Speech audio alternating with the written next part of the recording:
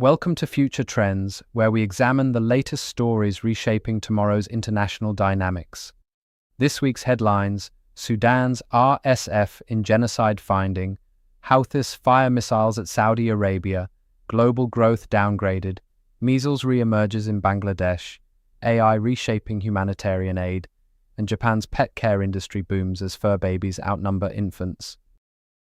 Starting with politics, Russia expands African security ties as Mozambique's insurgency persists.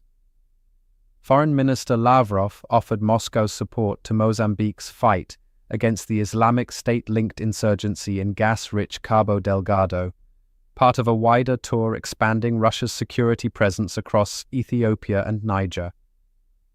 The 2026 Global Terrorism Index notes IS has expanded operations to 22 countries, as contested resource-rich regions continue to attract both extremist activity and outside powers' security involvement.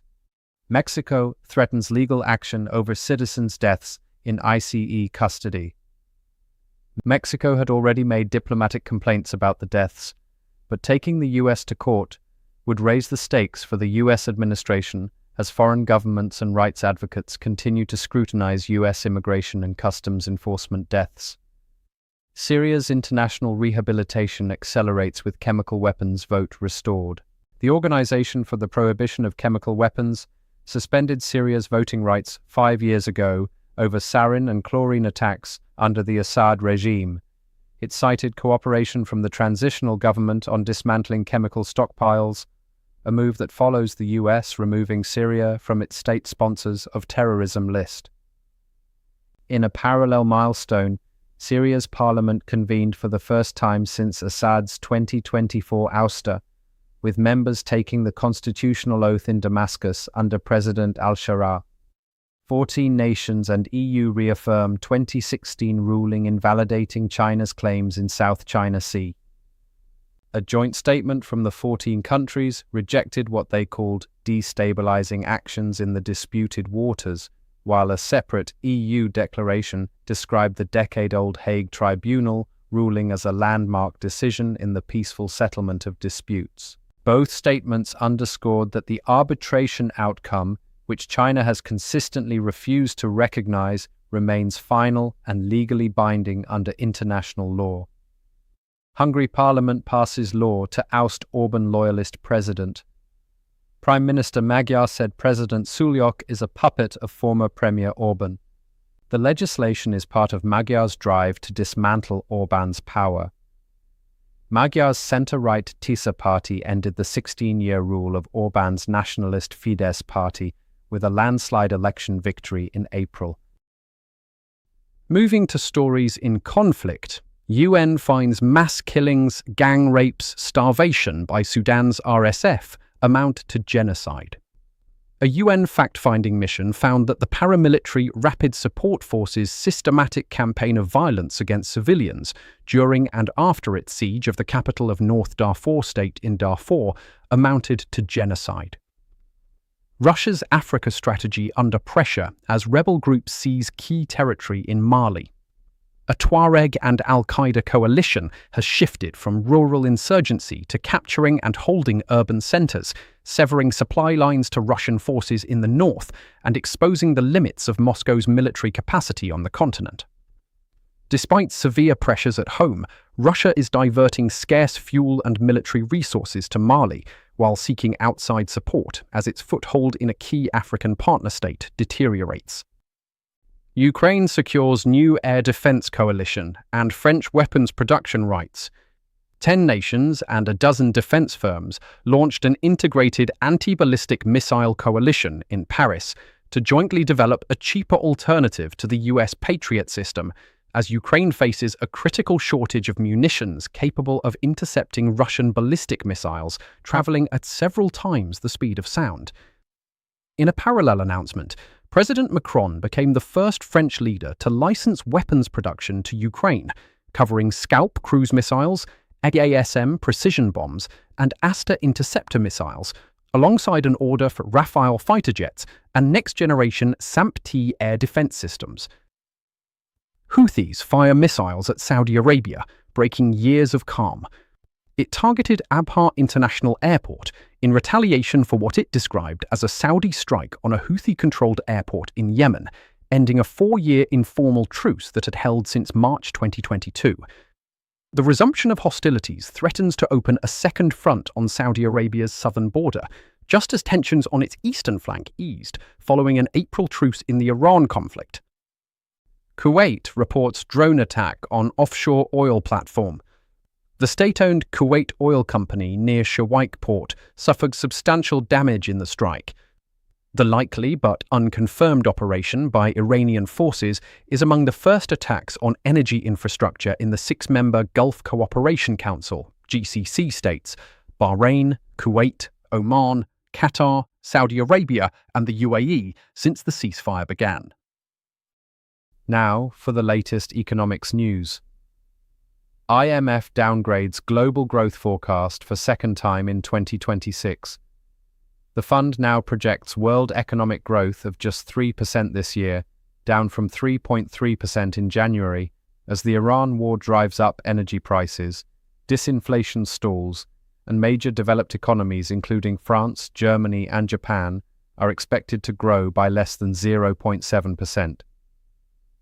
While China and the UK were upgraded and AI-driven demand lifted parts of East and Southeast Asia, the IMF warns that trade tensions, fragile Middle East peace, and an uneven AI boom leave risks tilted to the downside. Post-war reconstruction set to drive Ukraine's economic rebound. The IMF projects 5 smaller European economies: Malta, 4%, Kosovo, 4%, Ukraine, 3.8%, Serbia, 3.52%, and Moldova, 3.5%, to grow at more than double the Eurozone's sluggish 1.2% pace over 2027-2031, with Ukraine's forecast resting on the assumption that fighting winds down and roughly $600 billion in rebuilding begins.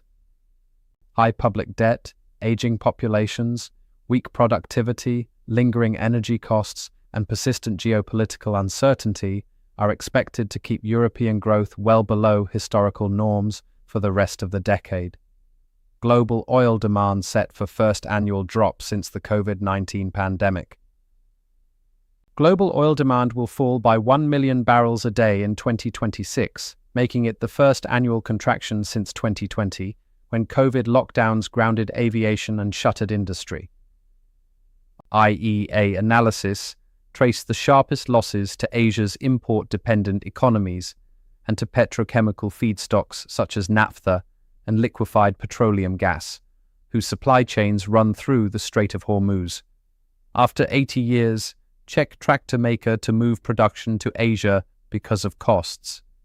Zetor Tractors, founded in 1946, said it would use an existing joint venture in India, where it has manufactured most of its tractors in recent years, for production, and also was looking for a partner in China.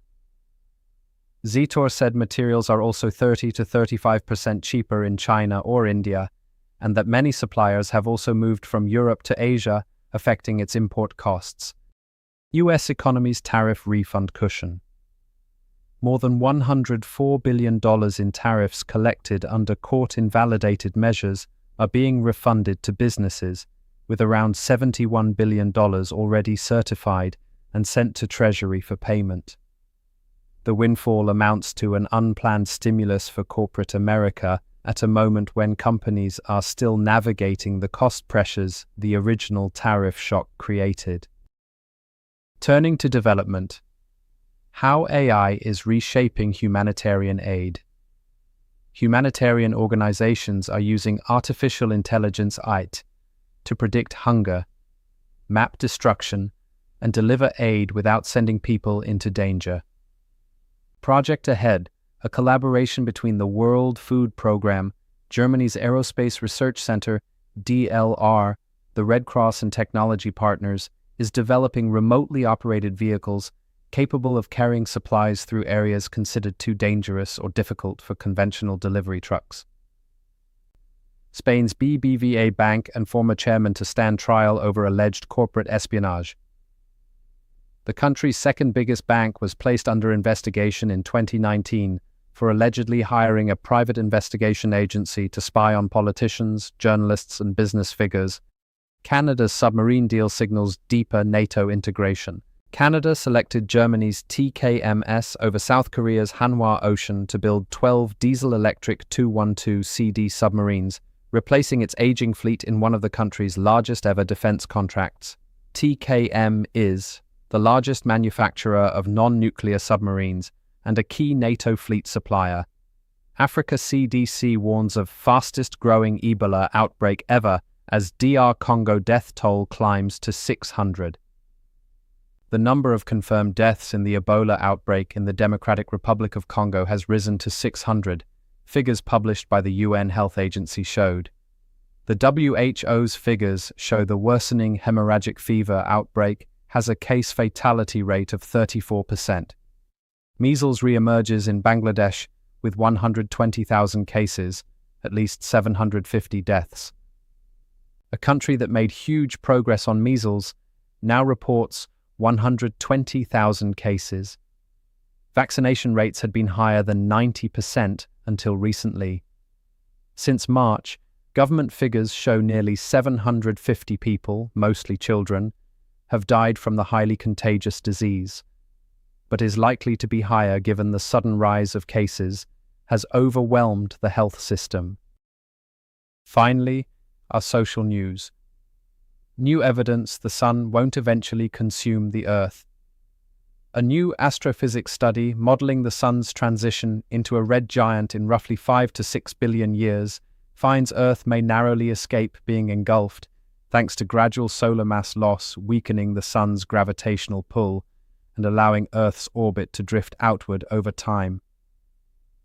The findings revise earlier models that assumed Earth's destruction was all but certain, though the paper notes intense heat and radiation would render the planet uninhabitable long before any such encounter occurs. Huntsman spider may be one of the world's fastest. Australia's brown huntsman spider clocked speeds of 3.59 meters per second, with its medium size and relatively long legs giving it an edge over competitors. Despite its fearsome look, the huntsman is harmless to humans and a familiar household guest across eastern Australia. Europe recorded 10,000 excess deaths during late June heatwave. More than 9,000 were aged over 65, as Western Europe experienced the warmest June on record, including Barcelona registering its highest temperature in 112 years, while France shut down a nuclear reactor. 2 out of 3 secondary students stayed out of school in the parts of England most affected. Japan's pet care industry booms as fur babies outnumber infants. Pets in Japan now outnumber children under 15 by more than 2 million.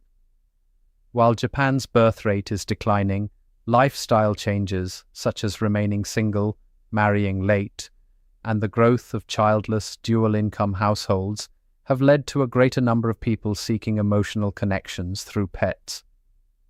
Spray-on powder can stop life-threatening bleeding in 1 second.